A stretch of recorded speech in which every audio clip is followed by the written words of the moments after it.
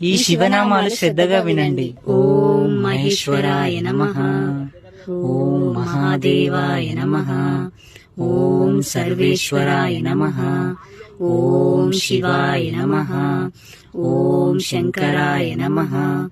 ఓం శాశ్వతాయ నమః, ఓం పశుపతే నమః, ఓం ఉమాపతే నమః, ఓం బ్రహ్మాధిపతే నమః,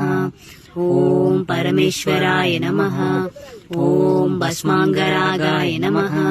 ఓం మహేశ్వాసాయ నమః, ఓం నిత్యాయ నమః, ఓం శుద్ధాయ నమః, ఓం మృత్యుంజయాయ నమః, ఓం భూతేశాయ నమః, ఓం మృదాయ నమః, ఓం శర్వాయ నమః, ఓం సదాశివాయ నమః, ఓం అభవాయ నమః, ఓం సర్వజ్ఞాయ నమః, ఓం భీమాయ నమః, ఓం వాసుదేవాయ నమః,